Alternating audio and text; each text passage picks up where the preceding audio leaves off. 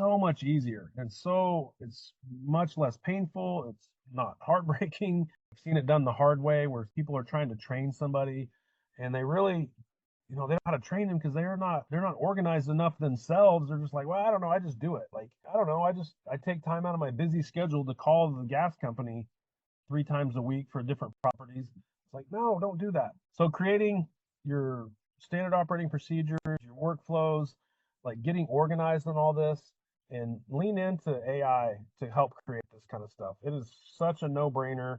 You can upload, and I do a lot of talk to text on GenSpark or GPT. I'm simply pushing the button. I'm talking into it like, hey, I need help creating XYZ standard operating procedure for onboarding a rent-to-own client. So our standard procedure is, I'll just talk forever. Like we just had one over on Marion. I'm closing one on Tuesday over on Douglas.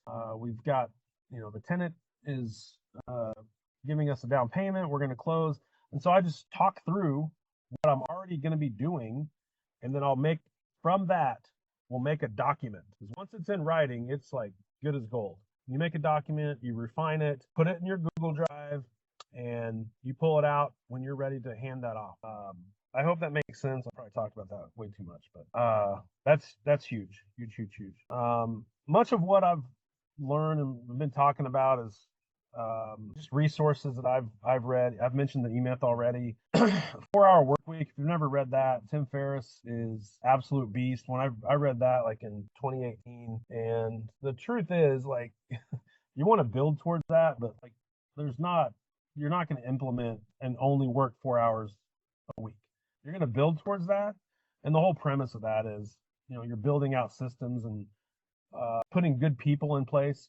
And I will say that having really good people on your team, and those could look like full-time hires, they could look like part-time or fractional hires. They're also going to look like, your realtor, your contractors, the people you work with, the title company. I mean, these are all team members. Your people, your insurance agent, your attorney, your private lenders, those are all going to be team members.